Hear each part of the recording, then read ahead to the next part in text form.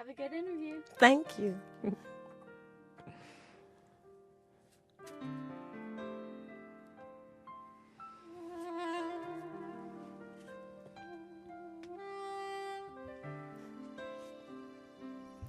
My name is Kate Wingate. I am 28 years old.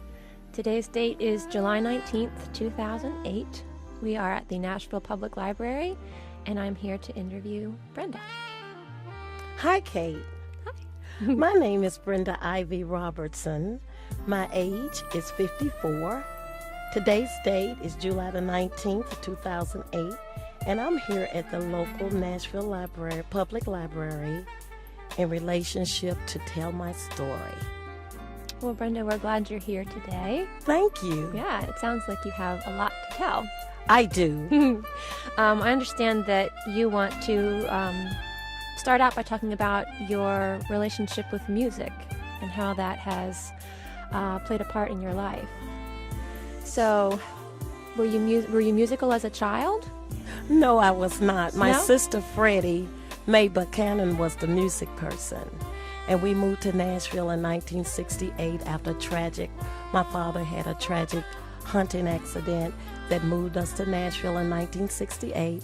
Daddy attended A&I University at that time, which is now Tennessee State University, got a trade, and then later moved us here. Once Daddy moved the family to Nashville in 1968, which was about 40 years ago, a lady by the name of Miss Viola Porter took me to Noah's Ark Primitive Baptist Church on 32nd Avenue here in Nashville. And there, the pastor was the late Pastor Roy James Stevenson, who recognized that I had a gift to sing. And you were how old? I was 13. 13. And he asked me to sing in the choir and sing with them. And so every Sunday morning he would say, "Here come my little girl, come and sing me a song." And that's when my admiration for singing began. And so how did he come to discover your talent for singing? He was our pastor, Mm-hmm. and we were primitive Baptists, so we had no music, so everybody sung a cappella. Okay. And so he would just say, "Sing me a song," and I only knew 2 songs at that time. "Lord, Don't Move the Mountain" by Inez Andrews, which is an awesome, great gospel icon. And also the song, "Use Me, Lord, in Thy Service." So those are the 2 songs, and every time he asked me to sing, I would sing those. And then once I learned a new song called, he liked to hear so much, "Go on, my child, go on. No matter what comes in your way, go on." And he would preach a sermon entitled that. That's wonderful. Yeah. And so, how did it feel when you were singing? What did that do for you?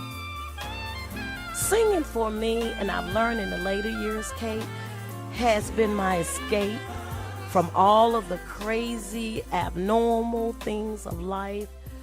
Singing was the place that I go to hide, to escape, to really be who I am. And how it feels is most people respond to my singing by saying, "Oh, she sings so good," but they didn't have a clue the agony and the pain, the depth of the pain inside my heart and my life for not having a true identity of who I was.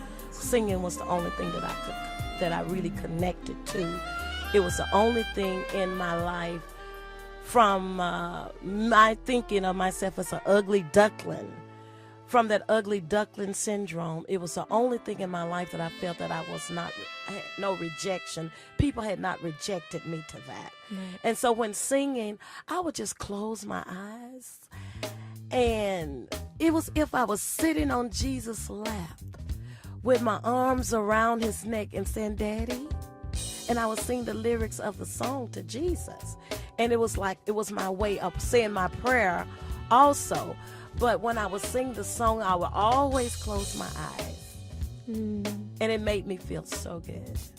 So singing has really helped to shape your sense of yourself, of your identity, it sounds like. Totally, in lots of ways, until I became an adult. Mm-hmm. When I became an adult, things switched and changed, which caused more agony and pain for me, because then the jealousy, the more rejection derived because people really didn't know who I was and why I exist and why I sing. They just know that the response of the people was positive and a roared like a roar of gratefulness and thankfulness for my voice, and that would make people angry, and it really saddened me. Even to this day, I live that pain. So, some jealousy? You think? Jealousy, yes. People not accepting you because of your efforts, your desire, your drive to be great, not just mediocre, to be strong, to know how to get skilled. I had the gift, but I never had the skill until one day I met a fabulous man who left us about May of 2006, the late Dr. J. Robert Bradley, the only live voice that lived and sung actually with the late Mahalia Jackson. Wow. He was my mentor. I met him in '83. I was sent to Tennessee State Library to find him by one of our civil rights movement known voices, Dr. T.C.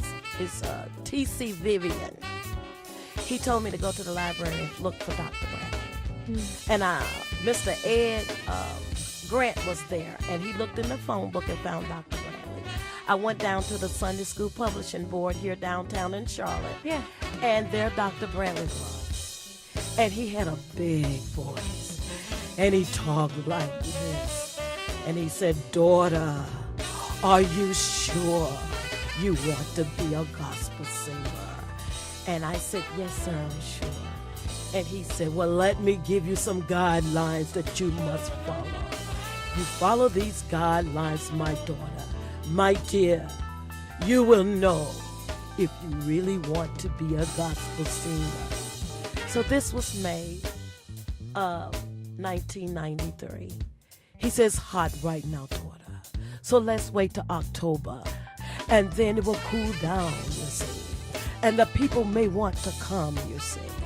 And he said, "I will come and use my influence to bring an audience. And I want you to prepare. You need 16 songs, my dear. All songs," he says. "Folk songs, gospel songs, and be ready to sing those songs." He said, "And daughter, learn the story well and tell the story that the writer intended." He said, "Sing it as the writer intended, as a respect to the original composer and writer. Learn the story, deliver the story. Sing all stanzas to that song and the story. If the people shout, oh well, didn't it? If the people don't respond, Brenda, intelligently educate yourself and just sit down. Don't oversing your song. Tell the message. Tell it well. Let the message go where God intended to go." And I thought that was some awesome guidance. And every time I would talk to him, I would write every word verbatim that he said to me, because it was so important, not just to sing, but to sing well, and to sing as an educated artist, an artist that's polished, that has identified that you must go forth to reach all of God's people and not just be stagnant into one segment and genre of music. He was awesome. That sounds like a real gift, a mentor. Oh, yes. Before he died, one of his favorite songs, we walked in to give him communion. And that was like 3 years ago. And I do have pictures in referencing Dr. J. Robert Bradley, because I'm sure the Smithsonian, he was all over Europe. Everybody knows him. To have someone like that to take that kind of quality time with me from being so busy, I just thought it was phenomenal, and I cherish it even to this day. So we would walk in and he would say, tramping, and I'm tramping, trying to make heaven my home. Hallelujah, I'm tramping, trying to make heaven my home. And I mean, the walls of the churches or the buildings would literally shake. The windows would literally rattle when he would sing. And again, I have him embrace me in such a way. There were many others, like I said, Reverend Roy James Stevenson, and my pastor, Sister Manny Lord, who's now going on, Sister Viola Porter, my mother and father, her sisters and brothers, all such great fans of mine are all gone that day. So I'm sad about that sometimes. Even this morning I cried. And so how did that initial concert go? Or when you sang the 60, he told you to have 16 songs prepared? Did that end up happening, that he brought people in and you sang? The audience was packed. It was incredible. Now, was that at his church? At my church, your at church? the time, it was the Mount Calvary Missionary Baptist Church where Reverend Percy Clark was the pastor and still is the pastor. And it was bittersweet because with all of that awesomeness, all of that greatness going on, all that guidance and preparation, Mr. James Story, who is at that time was the band director for Gallatin High School. He gave me 6 months of non-stop vocal technical training. Dr. Lawrence James of Tennessee State University, who is now the director of communications there, speech and drama, gave me diction classes, things like that to help get me more prepared, to have the stamina. So you got all that technical training that you realized that you lacked as a child. I didn't even realize that it even exists. Yeah. You know, being a student at Tennessee State and being so driven to do my music kind of detoured my focus from school. So I dropped out in 1983 to pursue this dream of music. I went to Tennessee. I went on Music Row literally and knocked on every door to ask if I could come in. Some let me in and some didn't. But they said to me they liked my drive and my desire to be a great gospel recording artist. And they didn't know much about it, so they couldn't help me. One said to me, I could help you, but if I did, we would complete your project and it will remain on the shelf. And the reason it will remain on the shelf, Brenda, because we don't know what to do with it. I knew that wasn't the path to take. So it really was a miracle running into Dr. Bradley. And back to how your question as to how it went, it was horrible. Because my pastor had asked me to go upstairs on one choir rehearsal night and make the announcement that I was about to approach my new venture. And there was a man and a lady there, which I will not call their name, husband and wife too, who was very musically inclined in the city. And when I made mention that my pastor says it was okay for me to prepare to record my music there, it was horrible, crazy, because I made my announcement and I left and went home. When I got home, I had a phone call, a crazy phone call that I never dreamed would ever happen. So, and my mother had a private number, so I still don't know to this day how she got my phone number. But however, she called. And she said, what did you get up and make that damn announcement for?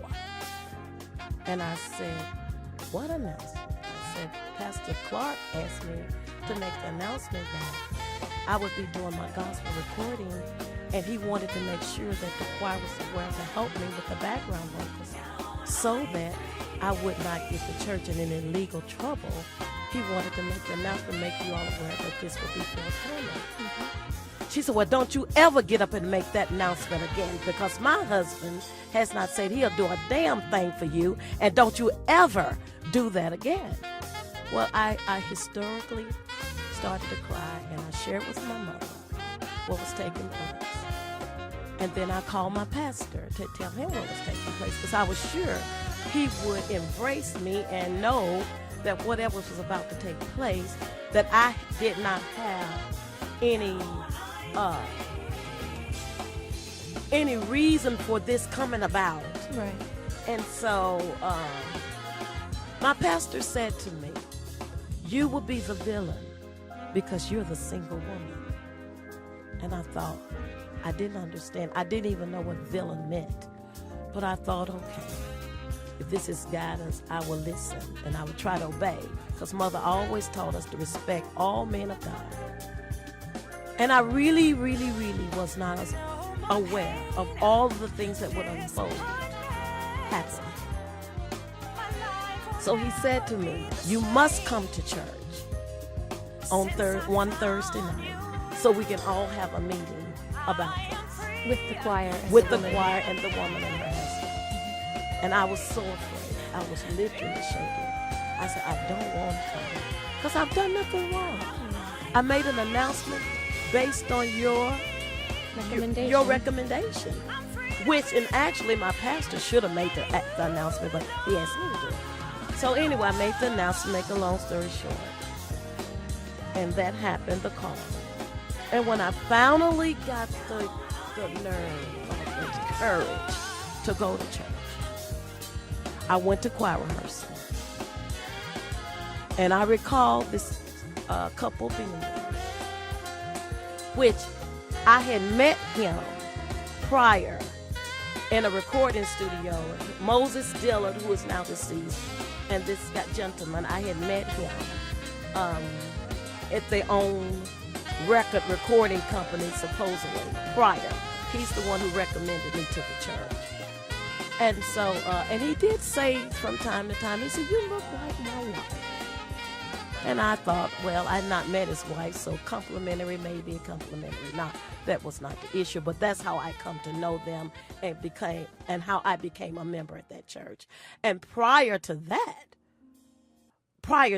the reason I was so driven and wanting so bad to do this big thing, because the pastor prior, I was coming out of my disgraceful lifestyle, you call it, out of the world of party, drinking, singing, having a ball, being this party animal. Never had I gone to church in the evenings. Never, ever. And this particular time, I wanted to go all day. And it was Pastor Gardner. He also was a pastor of Mount Calvary. I got there. I was so excited. And service started. Beautiful service. Pastor Gardner been preaching for years. He got up and he turned to us, and it was raining that day. And he kept saying, you know, I was telling my wife on the way over here that I don't know what to preach about. And I asked her to flip through my sermons and all of this to try to help me to come up with something. So he said, choir, sing another song. And that was powerful. It was amazing. They sung, it's gonna rain. It's gonna rain. You better get ready and bear this in mind. 'Cause God sure knows the rainbow sign. It won't be water, but finance. And I mean, they sung this, and they sung it, and they sung it. And you know what? He got up after they did that. He said again, I don't know what I'm supposed to preach about. He said, but I'm going to turn to Luke, the 11th chapter, the 35th verse. And he said, you know, I believe I'll preach about going from disgrace to dignity. Well, boy, I was on my seat. I really wanted to hear that sermon, because remember, I come from the party animal, and I'm ready to walk with God. So going from disgrace of all the things I can remember that I'd done, that I didn't like about myself, I was ready really to walk with God. So as he said that and gave the title of his sermon, he said, we're going to talk about spectator, agitator, you know, those kind of the Tater family. And he turned to say that to the choir. And as he turned, there was an immediate silence. We heard something go boom, bump. He died before my very eyes. And the church became in an uproar. The paramedics came. He was laying in the pulpit. Everybody said, he's not dead, he's not dead. I know he's going to come back alive. I know he's living. And this happened at St. James Baptist Church on 28th and Jefferson, out here off of 28th and Jefferson, where Reverend Brooks is the pastor now. For days, I was scared to death. For months, I would walk the streets and look back to see if I was still walking even myself. Just to see God's action, how God could take somebody away in an instant like that, really blew me away. And it took me years to overcome the fact how instantaneously we have no control of our life, that God does. So that's why all of this was so important to me, and all of the things with meeting Dr. Bradley, wanting to do the recordings and all of that, because I knew life was so important. It was over in a second, and we got to do all we can do while God still allows breath in our bodies, and we couldn't take chances with that. So, but my church didn't know that's what that meant to me. Right. They didn't have any of that background. They didn't have any of that background. This woman who had this response to you. Yes, yeah. None of it. Even my pastor, he got the new pastor. He got the church. He didn't have a clue why I was so dedicated to him. And I wanted everything to be so wonderful. And even when I talked with him, he was appreciative of the conversations, which made me think of why the security wasn't there as I continued to talk with him about my dream and where I wanted to go, how I wanted things to happen in my life and my new walk with God, because he knew I wasn't talking to this man. At least I thought he knew, because I was always talking to him and trying to get things organized and get the flow so these things will happen. So make a long story short, at the concert, before the concert, at that choir, the last choir rehearsal night, this man and woman physically jumped on me, beat me down, and all I could do was get to the car, because I'm not a driver. I've never driven a car, with the lady that was driving me to rehearsal. Her name was Thelma. And I remember Thelma saying, Brenda, get in the car. And I got home, had all these scratches on me. I was crying hysterically, and I began to tell my mom, Mama, they jumped on me. And my mother kept saying, who? And make a long story short, so you see the bittersweet. We have Dr. Bradley prepare me for this awesome event. And you have these people at my church, of all places. The ultimate irony. Yes, of all places, prepared to tear me down. But I had a zeal of God's word. But I didn't have God's word according to knowledge. I was just innocent, driven to do this remarkable task, I thought. And you were how old approximately at this time? I was, let's see. This was 83, and this is 2008, so I'm 54 now. Yeah, I was in my early, 20s, Yeah. Late 20s. Late 20s. And so even with that, like I said, going through that experience, it kept me ill, sick, and weak to 1995. Every time I passed the church, I felt like nausea, like I wanted to just release myself. I knew nobody to tell. Everybody I did try to share it with say, oh, that's just the way church is. Oh, it's just the pain. Oh, you'll get over it. Go somewhere else and just sing. But I couldn't. I didn't have the strength. I literally couldn't. And Mr. James Hendricks, what is a composer, writer. He believed in me so much. I can remember meeting him in 1980. He had old beat up station wagon. And he always did the community worship on Channel 4. Community worship. And that became my stage and my hiding place to sing without fear. Because I could go to Channel 4, WSMV TV. We would do 3 tapings, and then I could sing. Do 3 tapings. It's going to take 3 Sundays in a row. Not only am I still getting exposure, not only am I still being heard in the positive, representing the gospel as a gospel icon, but not only that, I didn't have to worry about the burden of people hurting me, not liking me, taking the blunt of whatever they felt, of their selfish acts toward me. I could hide behind them for many years. So to make a long story short, the concert was still incredible because all of this time, my family was out in the audience. The church was packed, but no one knew this was going on but me. My aunt, which is my mother's sister, is the mother to the famous boxer, Thomas Hitman Hearns, in Detroit, Michigan, came down, brought their limousines, and carried me to the church to make sure I felt special and I was a real star to them. And she hired the policemen, Nancy and Mr. David were local policemen for my protection on that day.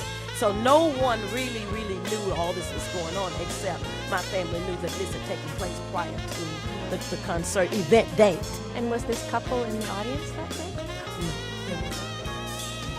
I even have a contract that they drew up. The paper's yellow, and I thank God that I still have it to validate my story. When the limousine drove to the church, they carried me to the back door. And I thought the deacons, the trustees of my church, and those people who greeted me at the limousine and got me out in my beautiful yellow dress that you saw, a guy named Solomon made that for me. They rushed me to the back door, and they opened the door, and I was so happy because I thought they were happy for me. And when they rushed me to the back into this dark room to make me sign this paper stating that there could be no background vocals on my recording, there could be no help for me, there could be no one assisting me in serving the refreshments, which my mother's sister, Aunt Lois Hearns, had purchased over $1,000 in refreshment crates of grapes and refreshments, because we wanted to make this fabulous for the people who would attend. We wanted to make it memorable, not for me, but what we were doing through God, through gospel music, through singing. So all of this took place. Mr. Hendricks recorded it. Thank God for that. But the recording had so many flaws in it because we didn't have the right type of equipment, but it was still nice. So fabulous. It was very spiritual. Lots of people was rejoicing. Oh, God. What was something that you sang? Can you sing a part of one of the songs that you sang that day? Yes, I can. I've had a cold, so I do the best I can. But the title of that album was Spirit of the Living God.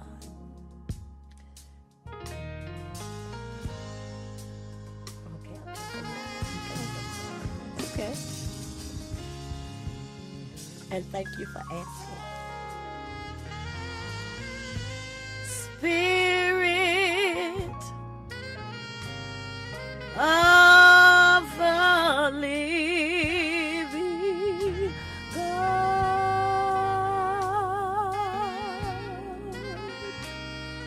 fall fresh on me.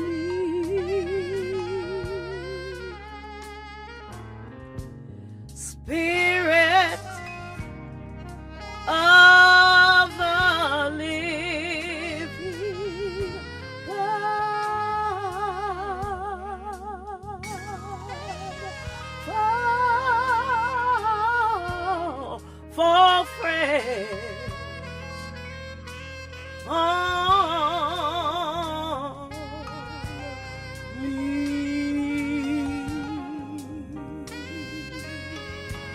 Break me,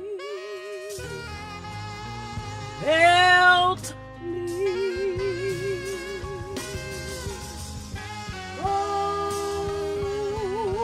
me, and feel me.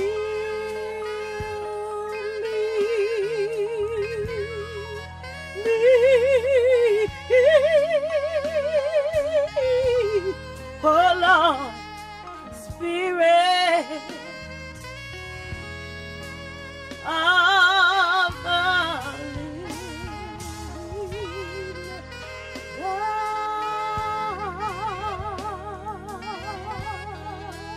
God, fall fresh on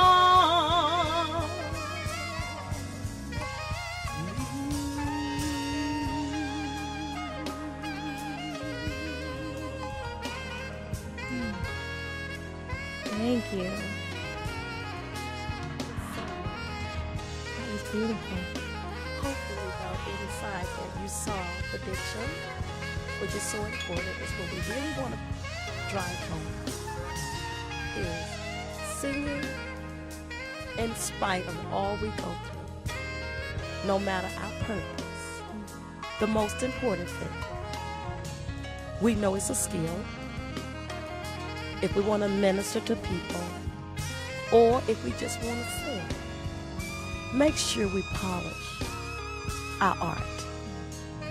Make sure we learn to be creative, not copycats. Singing has very unique technique. There is a voice, a head voice, a throat voice, and singing from the diaphragm. I could see your whole body was involved in that. And that's song. what I have been taught. And that's the part of the story that must be shared, is that in spite of all we go through, to become and to be developed, to be defined, to be in our purpose, to whatever being we're supposed to be or our character must represent on earth. Once we select that choice, find all the ways to be your best, and stay strong, study, work with people who've already done it. We don't have to rewrite it. Just know the facts. Learn microphone techniques. And as we said, learn your story. Tell it well. Make sure it's communicated, where it's a legacy left behind for others to achieve something by your being. Don't just exist. You see, I've told you part of my pain. I've told you part of the glory. I told you about many beautiful people I met. I've also shared about some of those who are so mean, could be mean. In spite of it all, we have to forgive, look back, drop resentment, no matter what they've done. Reach to God is the author and finisher of our faith. Stand with Him, walk with Him, be authentic, be true to who we are and to whom we believe. Please, if we have any fake and phoniness about our character, pray to remove it so that others may see the light that God truly intended for us to be on earth. This makes us, in each role, a better wife, a better person, a better sister, a better whatever task. And learn of God's word. It's simple. Don't try to take it and make it more than what it is. Many do. But make it simple as He intended. And the greatest thing that He asks of us, no matter how we deliver that story, is that we love. When I walked into daycare, I instantly loved you. And I instantly loved Cindy. There was no doubt in my mind about it. What we do is far greater than what we ourselves represent. It's our deeds that outlive us. And that's the reason why I accepted the opportunity to be here with you today, Kate, tell this story, and prayerfully someone, because I have another song entitled You Are My Neighbor. If we help each other here till our Savior reappear, we'll be neighbors wherever we go. Thank you. I wanted to ask you how you came to begin your Fruit of the Spirit enterprises. We have about 5 minutes left, so can you tell me some about that journey? Yes, thank you, Kate. Yeah. Because that's important too. That's a new entity in my life. Fruit of the Spirit Enterprises is my business, and it's a platform stage for me to produce my own music. As I shared earlier in the story, I knocked on every door on Music Row and no one gave me a chance. So I created my own independent record label. Do it yourself. Do it myself. Went with my mother and father, and they gave me the money. I hired my own musicians, and I went into the studio to do it myself. Not because I thought I was great, but just because I was driven to do it, and I felt I couldn't get past that. It would have been a scorn or a delay in my life to do other things, to live normal, had I not had the opportunity to do it. So that's the reason why Fruit of the Spirit is my record company. And under that, you see, I have my other, as God gives me other entities, I just name it under that, keep it under one heading for tax purposes. Mm-hmm. And so what has that been like? What has that experience been like for you to have your own record label? Well, it's awesome because it makes you normal. I got to learn about the business. I got to learn about distribution of all of the aspects of the business, and I learned it so well. So in the future, as people know about me, and I have other great artists who will not have a stage name, I want to know how to get their music on the platform, I can help them with that because I'm experienced. And you can help them the way I've helped myself, and I don't and have the way to, you've been helped too. Exactly, and they won't have to experience the pain with that, Right. because so many have they keep it as a big secret because they want to use that as a way to wing people in to destroy them. I want to help people develop, be strengthened, and achieve from my input. And the only way I could do that was be experienced myself. Yeah. So that's one of the reasons. And so in the few minutes that we have left, Brenda, what are you most proud of in your life? I'm most proud of the fact that I am becoming one of the greatest beings that lived, because I've been in touch with great people who shared their lives with me, like a Dr. Kenneth H. Hill, his wife, Sister Roberta Hill. They spent 9 years lately after my churches was not accepting me, helping me, spiritually giving me advice. Miss Loretta Matthews, which is his secretary, gave me 9 years. And then my husband, Wilbur Robertson, of 20 years of marriage. We have our ups and downs. It's not always a rose, but it turns from a rose sometime to a carnation, and then it turns to a wilted flower. But we pick up because my husband say to me, "You are beautiful. I will marry you all over again." And I appreciate everything that you've done, Brenda. And even through my struggles, he know about the bad, the good, and the ugly. But the main thing is that he accepts me, and he's there for me. And he's such a devoted husband. And my precious mother-in-law of 20 years, Miss Lula Robinson, who just had a stroke October 4th, 2007, have never walked again. But to be able to embrace those people, the greatness, you and Cindy, just being the person that I am, because I immediately recognize greatness, and I latch onto it immediately. So that's a gift that I have, to know that in people and help us to shine together. That's what I do. Well, thank you so much for coming in today. It's been a real pleasure to talk to you. Thank you for having me. I love you guys, and I hope this blesses someone's life. I'm sure it will. Thanks.